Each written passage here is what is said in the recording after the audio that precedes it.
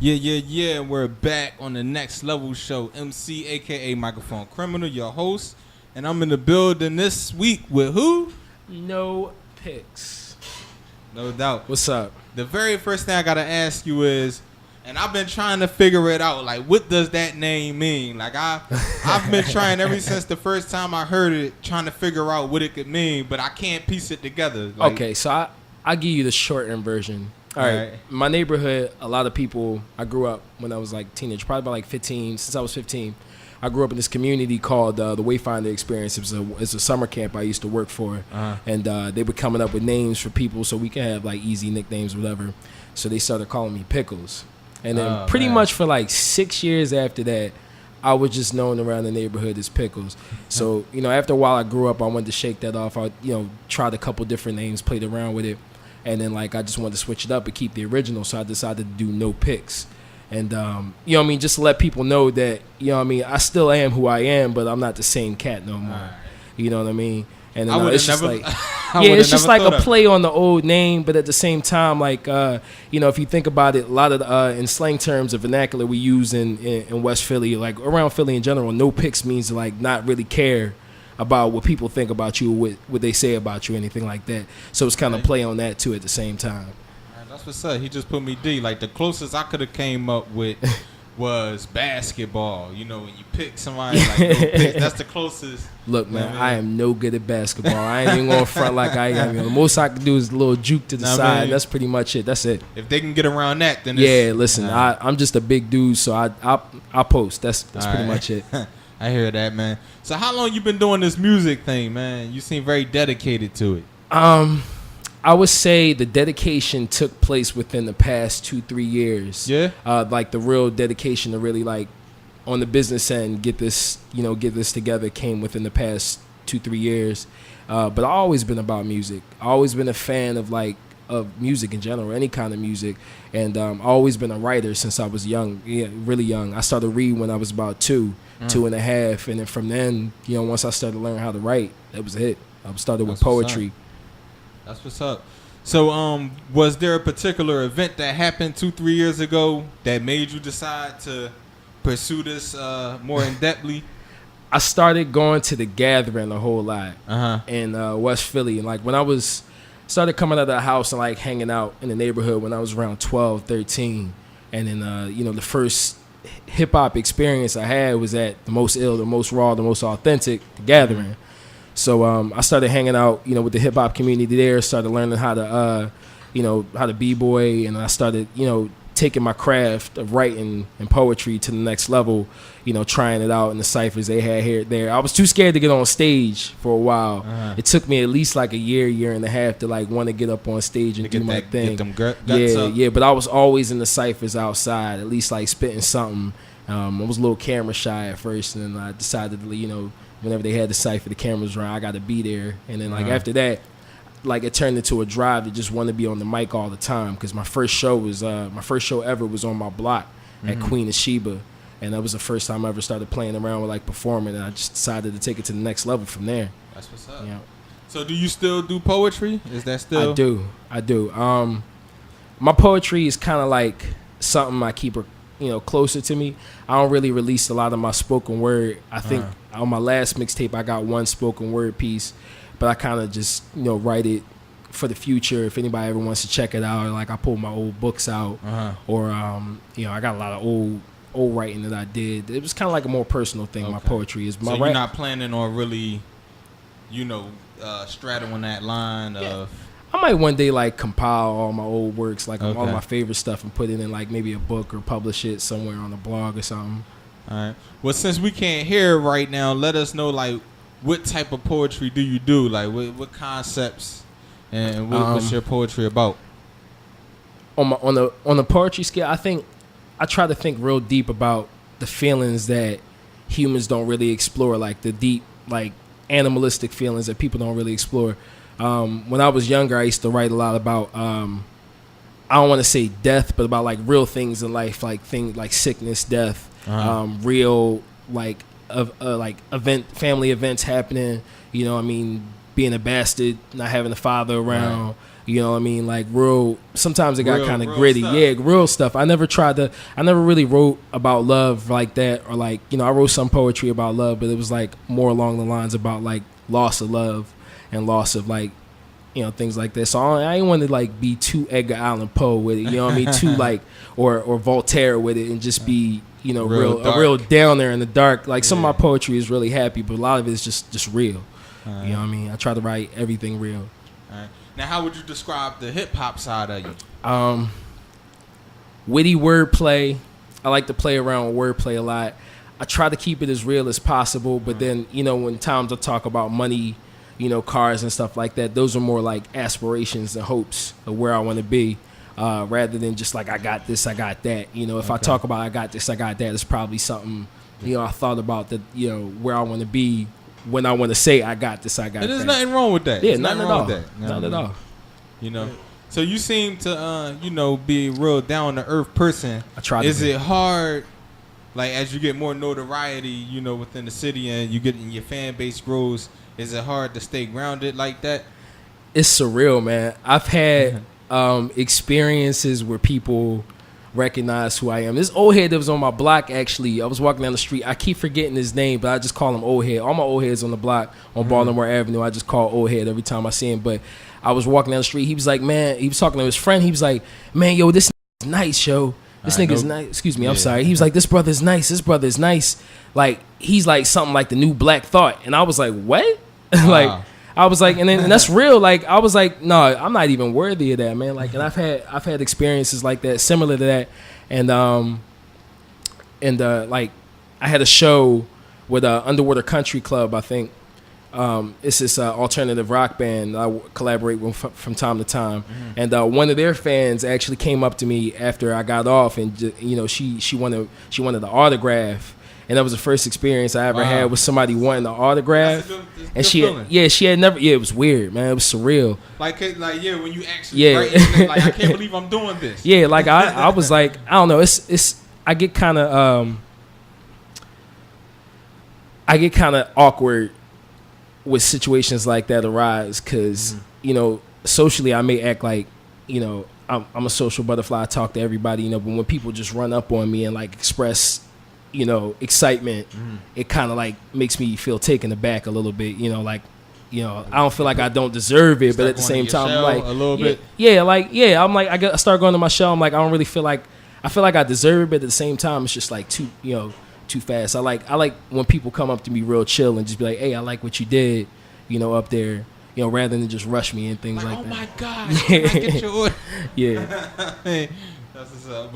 But yeah, that's what I'm talking about. Like, so is it hard to, you know, keep your mind focused on being humble when you starting to get this type of attention?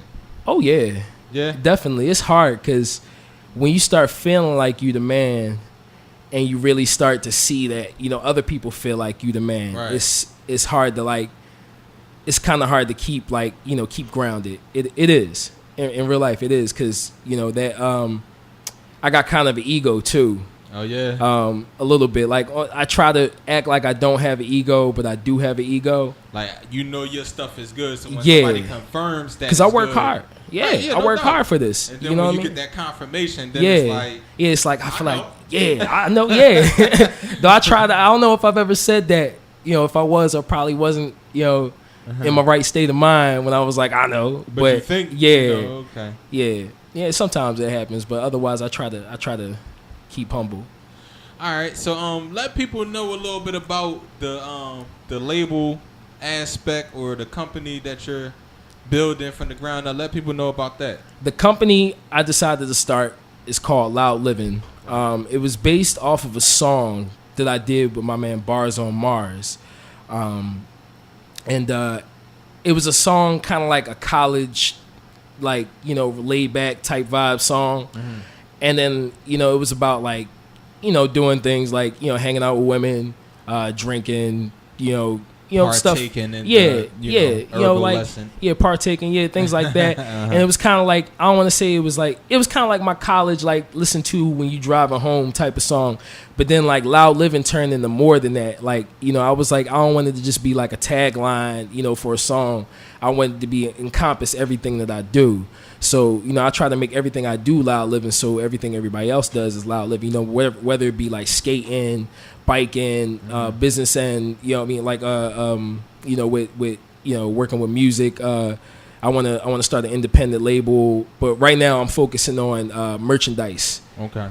Trying to get together, I'm working with my partner Derek King, and we're trying to get together a clothing line, like similar to stuff you see South Street, things like that. Nothing like cheap T-shirts. You're not gonna see no Picks T-shirts anytime soon. But we're working with graphic artists, trying to get some dope designs together to throw on some T-shirts.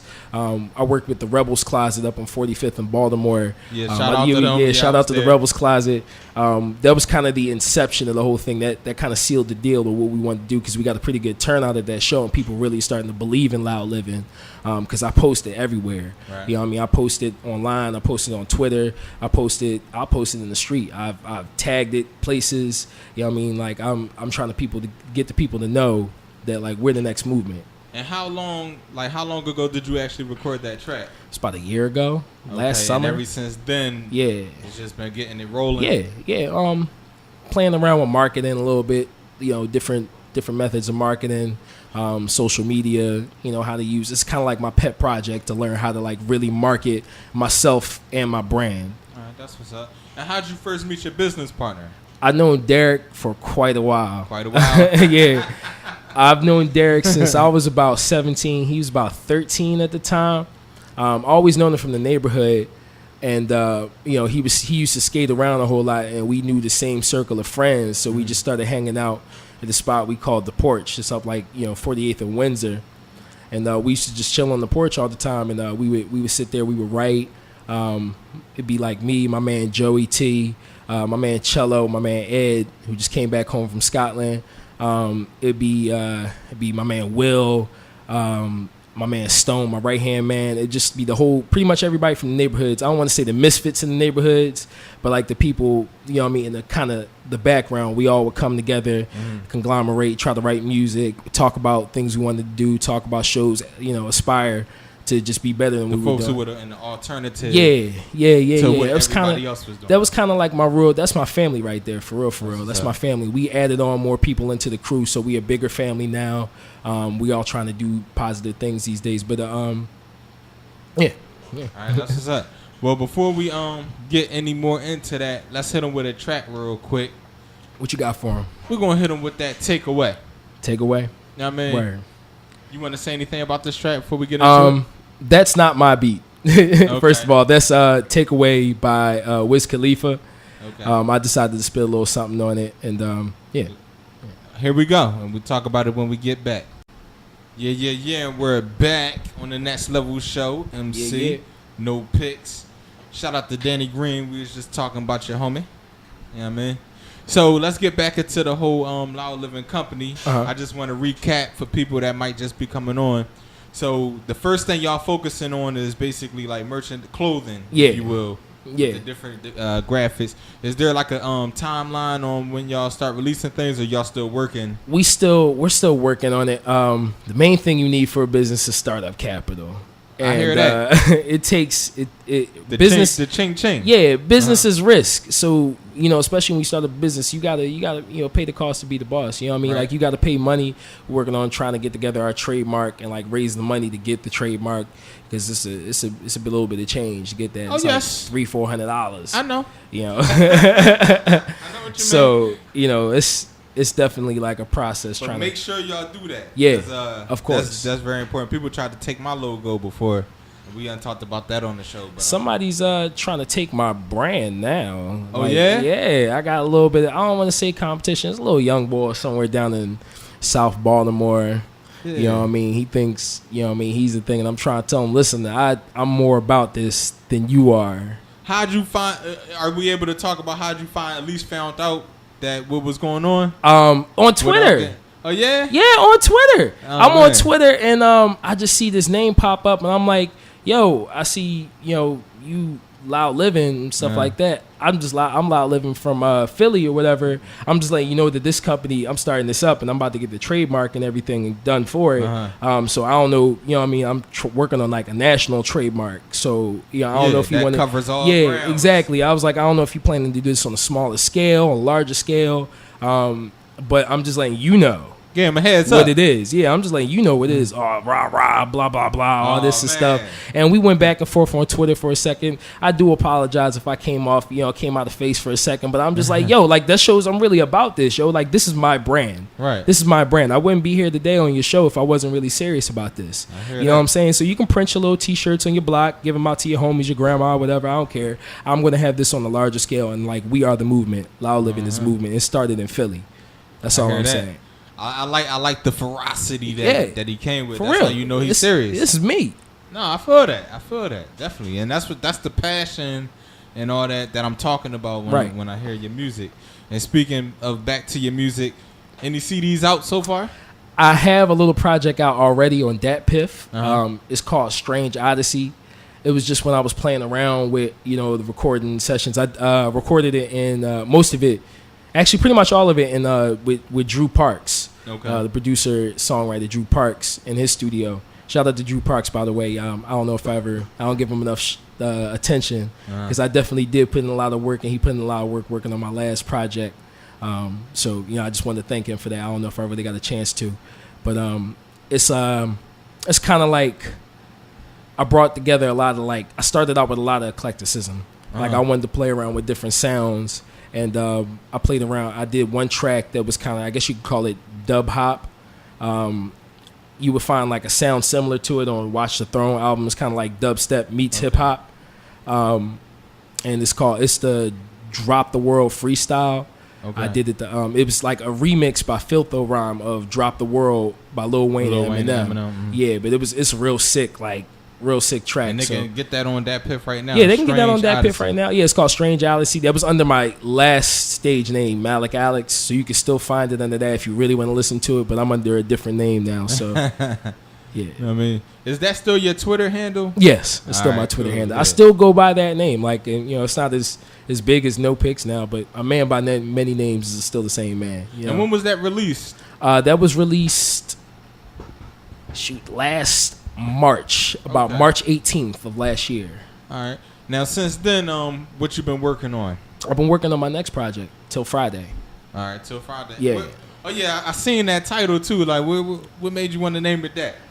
Cause I stay moving. I stay working. I work really hard. Like, at one point in time, I was working 3 jobs, 7 days a week. And on top of that, doing the music thing, trying to find places to perform. And till Friday is kind of like, I guess I could say, represents the transition into something greater and the work and the process in between. You know what I mean? So all the tracks on there are about what I go through on a daily basis, like working hard and working toward the goals that I want to meet, and like that transitional phase, everything in between, on Friday you get your pay. Exactly. On Friday you get your pay and you get to chill out. Yeah. On the first track, Till Friday, the title track, I start off like the song is about the first verse is about all the hard work that I put in and my aspirations, and then the second verse is just the laid back part where I'm talking about chilling and relaxing on Friday or the weekend after that. You know what I mean? No, I definitely feel what you're saying. And you've been doing a lot of shows.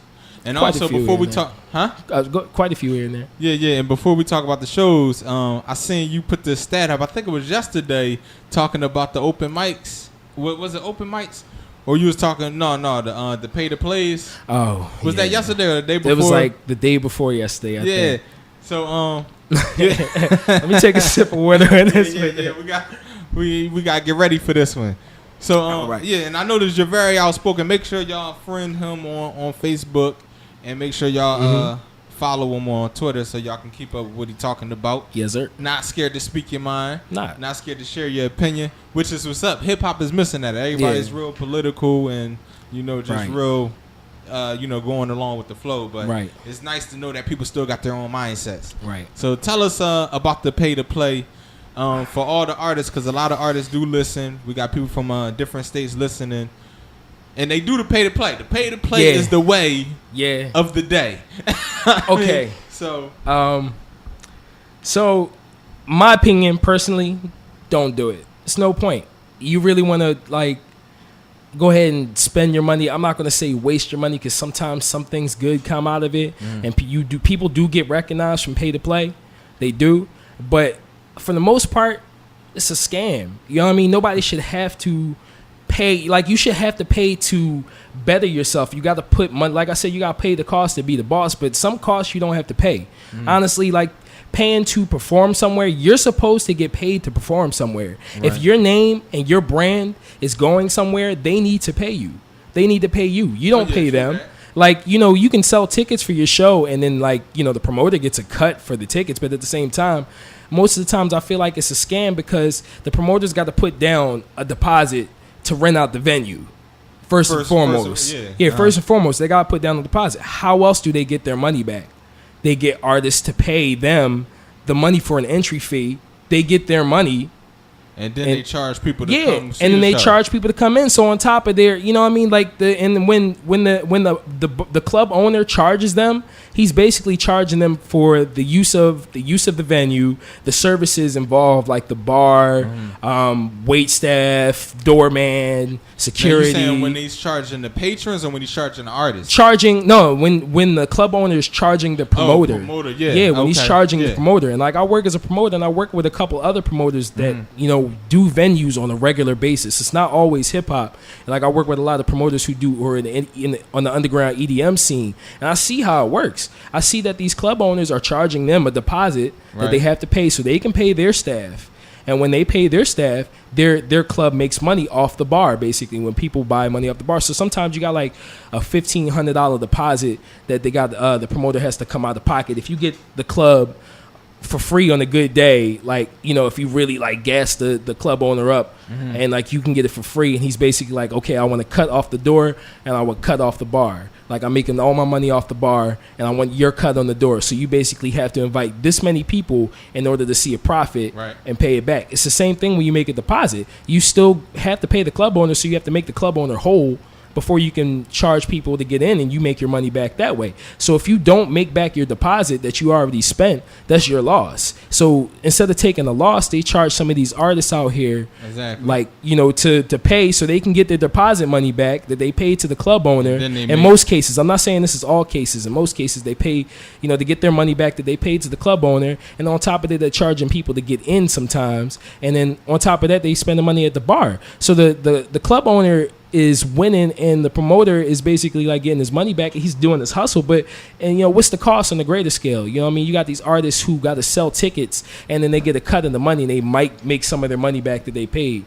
You know what I mean? I'm not going to say no names, but like, I never got caught up in the pay to play thing, because I always knew like not to do it. I had really good advice, just never to do it. It's just a good idea. That's the advice I had got back in the day. Yeah, like, so, you know, I'd rather play somewhere for free and people hear me for free than I pay, you know, a large sum of money for people to just listen to me. But sometimes at these events that they have are networking events, so you're paying for the networking and for the resources that you're looking for, and that's great. I was about to ask you, so let's step into a promoter's shoes real quick, and I know you wear those shoes from time to time. So what about from time to time? So what about the promoters who would say, all right, well, you know, I got to pay this deposit, and what if these artists aren't going to draw a big enough crowd right off the bat? So I'm taking a gamble at having these artists on there. So that's the reason why I charge them.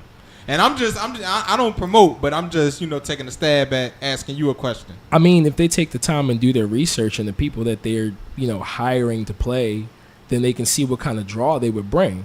You know what I mean? That's the whole part of being a promoter. You got to promote the people that you got working for you through different, you know, networks and different channels.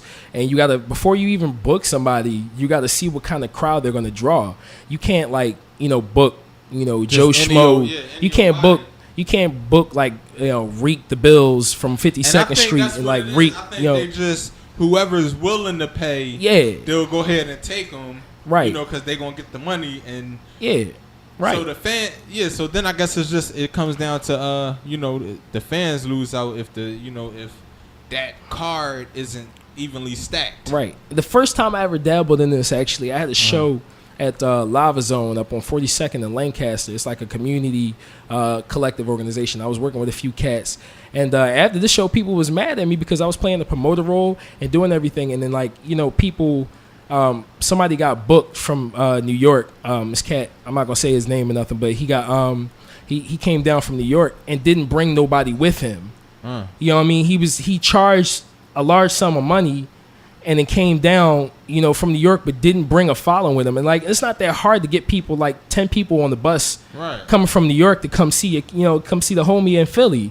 You know what I mean? And then like, the person that booked this person spent a lot of money to get him to come down and didn't get nothing out of it because the show wasn't really promoted right. I did everything I could. So he got to put his name on it, but yeah, he put his name on it. It's just like basically, it's basically you paying for a name on a flyer, right? And he's really not drawing. Like I went on it, you know what I mean? I ain't really see any like the artist that came down. I didn't really see any posts from him about the show or like, you know, through networks in Philly. Like I know he's got to have some channels in Philly that, you know, he could hit some cats up because you from you know. So place in New York.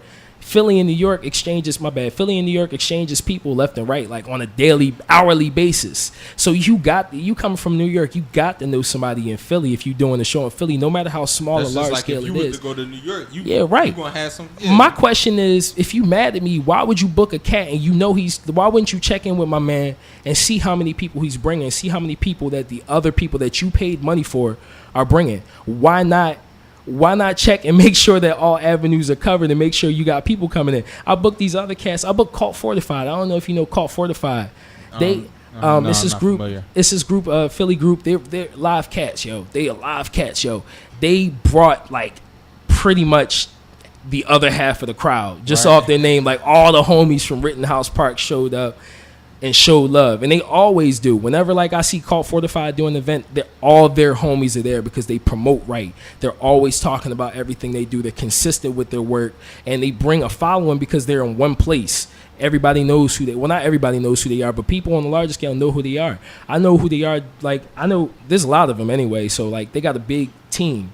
That's what's up. And I want to say, like I know we kind of went on a tangent. Yeah, I'm sorry. Real quick. No, but. The reason why this is important is because, like I said, a lot of artists listen to this show, and this hip hop thing is real. Like just because we underground and just because we independent, it doesn't make it any less of a business than, you know, in the major leagues. Right. And I think that, now correct me if I'm wrong, but this might have been where you was going as far as with the promoters being greedy thing, because the promoters are just trying to put some money in their pockets. Yeah, so they're willing to just take whoever off the streets that'll come.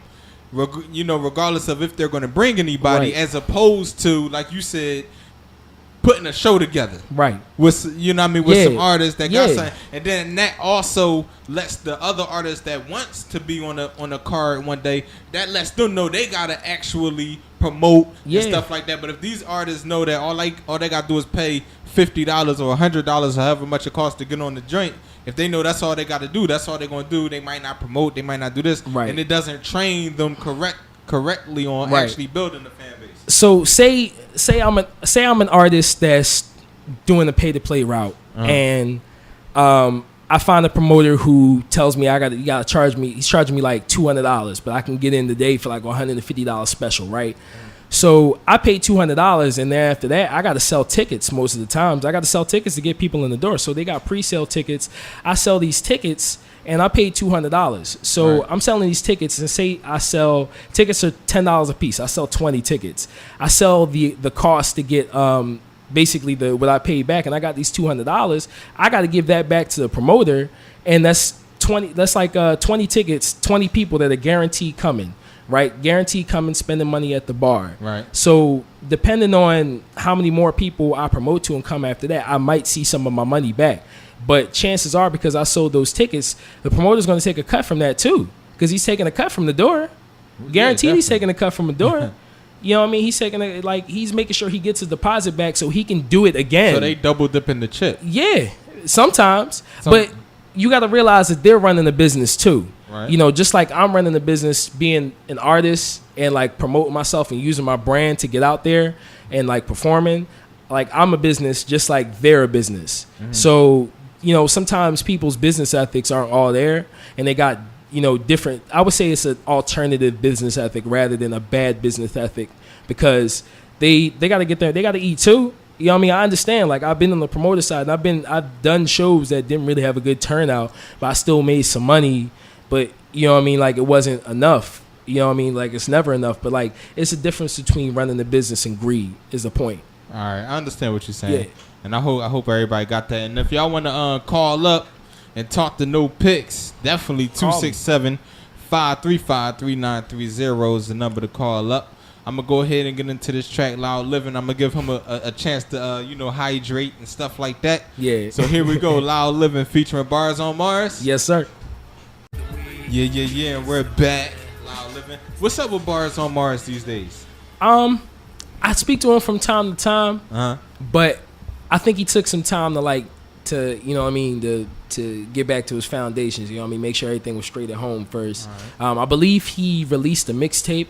I'm not exactly sure what the name of the mixtape is, and I don't want to be wrong.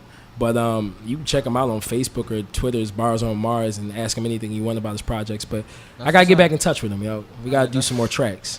That's definitely what's up. And speaking of that, are you collabing with any other artists, or have you collabed recently with any other artists? Right now, I'm collabing with Aspire for Greatness. AFG, shout out. Yep, shout out to AFG. I'm collaborating with... Right now, I'm collaborating with Suge Messiah. Gotta find the beat.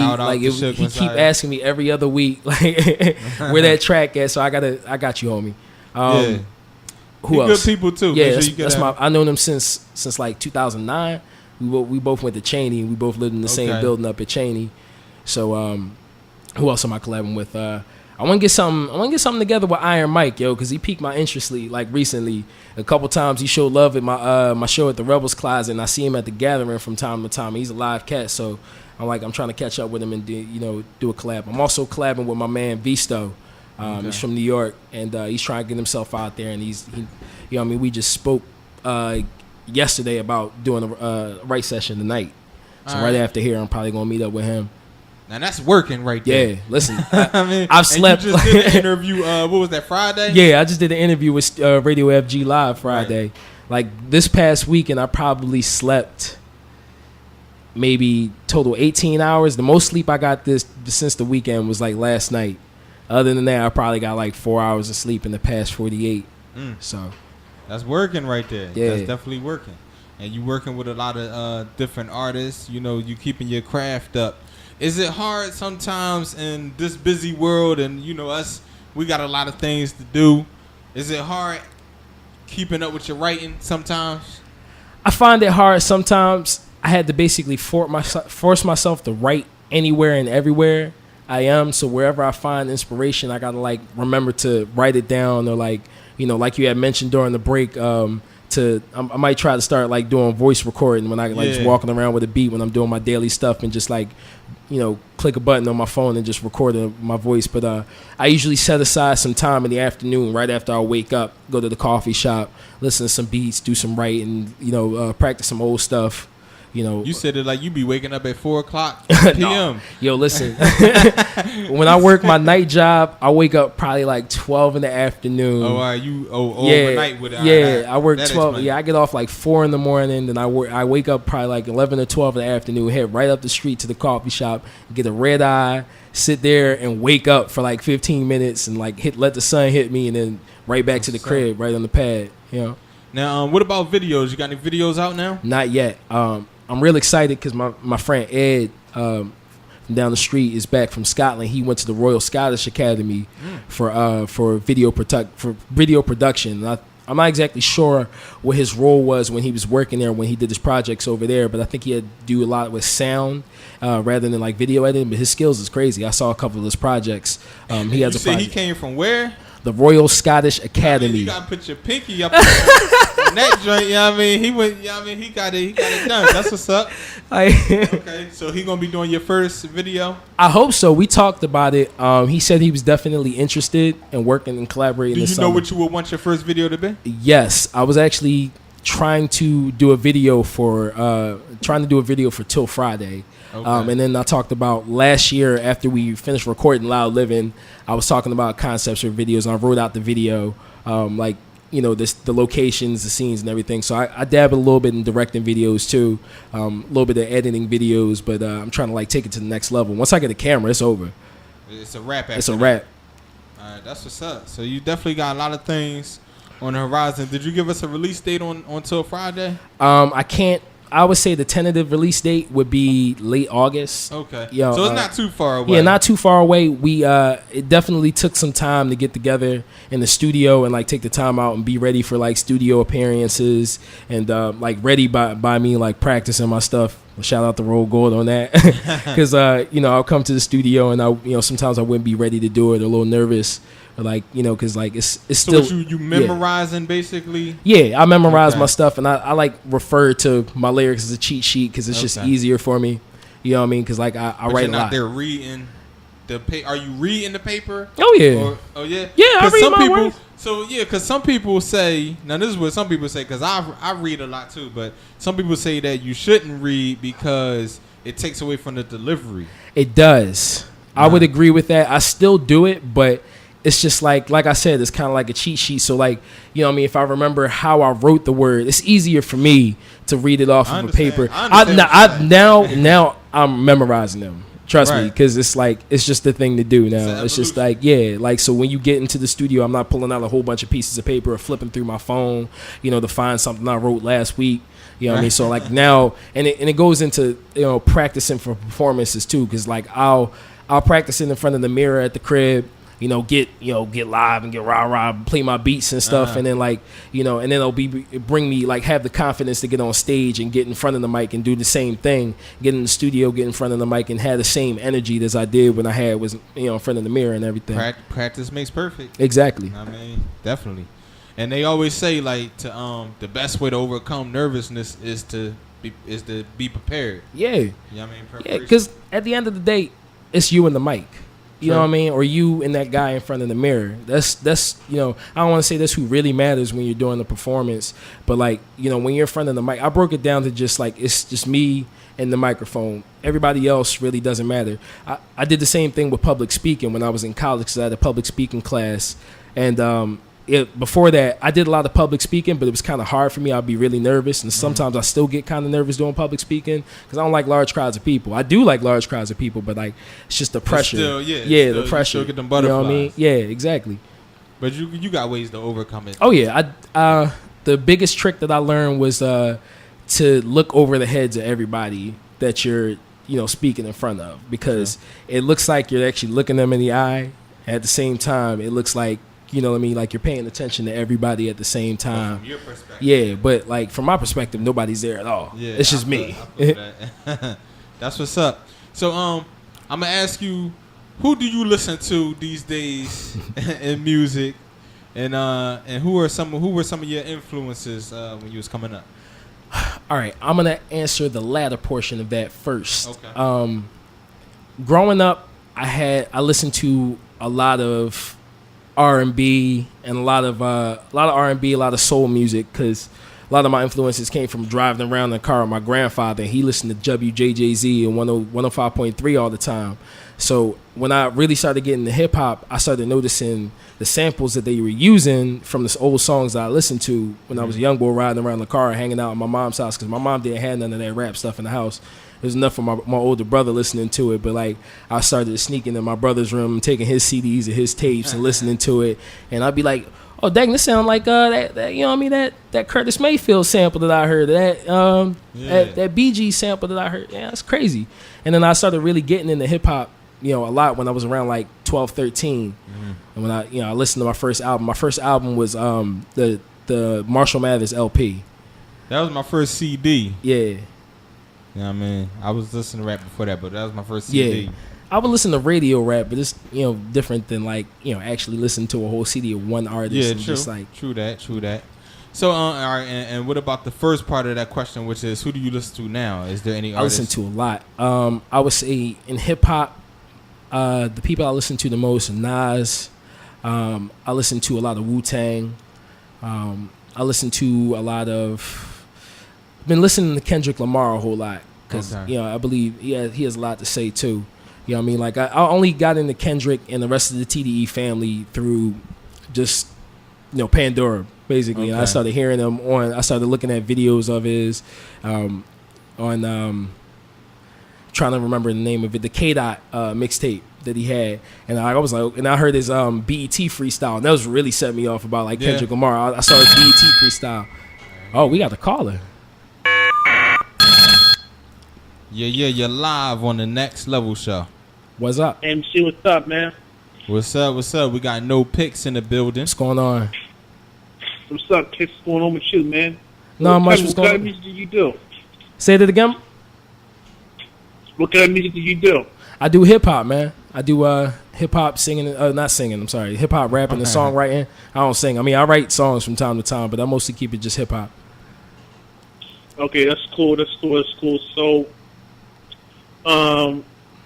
do you ever see yourself doing it full-time, or are you full-time? This is my life, man. So I guess, I'm full-time. As full-time as it could be with overtime. Yeah, right. The only reason that I work the jobs I work now is to pay for this stuff, to pay for studios, pay for clothes, of course, but most of my money go to the studio. Wow. I mean, does that pretty much answer your question? Yeah, scratching and surviving, man. Oh, yeah. I mean, definitely. So, who we got on the line? Al. All right, that's what's up. And he can check out Strange Odyssey on that piff. I would say you can check out Strange Odyssey on that piff, but if you want some updated stuff, I would check out my SoundCloud, soundcloud.com/KNOPICKS. There we go. Check out the SoundCloud. So you can get All right, man. All right, no doubt. Thanks for calling up, Thanks for calling in, man. And keep it locked. We about to get into another track. Yes, sir. All right, so that's what's up. So you messing with a couple cats in the new school, but not there's a lot of people. I started listening to Joey Bad. I started listening to him, and I don't remember what phone. I got it off my girl's computer. It was just this one tape he got, and I listened to the tape while I'm at work.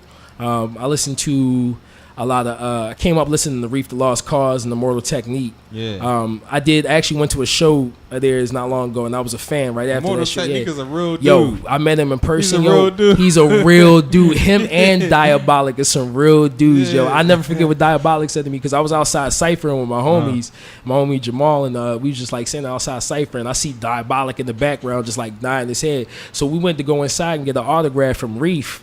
And I got Reef's autograph. Diabolic walks up to me. He's like, yo, keep that stuff real, yo. Like, I like what you was kicking out there. And then Immortal came outside to talk to some of the fans. And like, you know what I mean? I think my homie was starting to walk away. So I stopped and went over to him. I was like, yo, listen. Like, I know people come up to you be like, yo, I'm a real fan. But like, the revolutionary tapes that you did, yo, it really spoke to me, yo. I was like on some real stuff. Like, a lot of the things you say, like, really speak to me. And I appreciate what you do. And he was like, like, like, you know what I mean? Two in one day. Yeah. Diabolic. It was surreal, man. Immortal Technique is a real dude, man. All right, that's what's up. We're going to go ahead and get into this, the last track that you sent us, Swing. Mm-hmm. Let us know. This is an exclusive, yo. This is I haven't first even time debut type thing. I would say this is a first time debut in the MCTV show. The second time debut on the airwaves in general. I debuted this on Radio FG Live. It's the first time I put it on the airwaves. 2 days. We missed it by 2 days, but it's cool. But it's cool, yo. Listen, everybody here, it's the first time for you listening to it. It's a Roll Gold production, and it's exclusive. Here we go. No Swing. Yeah. We're back on the Next Level show. We're here with No Picks. Yes, sir. So is that some of the out of the box? You know what I mean? Yeah. That we're talking? That was my hating joint right there. That was your hating joint? Yeah, that's my hating joint for people that, talk all that stuff. And it don't mean a thing if it ain't got that swing, yo, for real. If you're not going to back up what you're saying, then, like, you know what I mean? It don't mean nothing. And everything you do, like, whether it be music, in the streets, doing some ill stuff, you know what I mean? Like, enough with this talking, man. Do what you say you're going to do and do what you mean to do and get this money and, like, get out here. You know what I mean? Work hard. How you turned that old school sample into like real talk. Like he really made that into real talk. I feel like Cat's gonna listen to it and be like, "Yo, that's that joint off of Tom and Jerry, yo. That joint right there." You know what I mean? Did you find that sample? Or was it already in the beat? I found that sample. Okay. Me and I executive produced this. Meaning I picked the sample out. Like right. I was like, I was with Roll Gold in the studio. I was like, "Yo, listen, you know that joint, that Billie Holiday joint? Don't mean a thing." He was like, "Yeah." I was like, "Yo, I want you to chop it here and here and here." And that's the way I want you to do it. Roll Gold is the man like that? He's the man. He's the man like that? He knows exactly. He's like the beat doctor at the Pretzel Factory, yo. He's like, I don't know. He just bakes them beats. You know what I mean? Yeah. Okay. That's what's up, man. So we got Till Friday coming soon. Yep. We got any shows on the book yet, or we still working? Book me. If you listening, book me. Listen, I'm hungry. All right, book me. I don't have nothing just yet. I got the promotion company I work with, Ampex. We got a show coming up on the 25th at Lit Ultra Bar. So if you're in the EDM music, you can check that out. I'm just a promoter, so I'm doing my thing here, like telling them it's going down. Like it's going down. It's going down for sure. Yeah. I mean, all right, that's what's up, man. Well, with no further ado, just let everybody online know. We'll give you shout outs and just let people know where they can find you at online. Word. I want to shout out the whole Loudlivin camp, all my close friends and family. I want to shout out to the Davis family, my family, because my uncle just passed this weekend. So I just want to send some love and support to the rest of my family.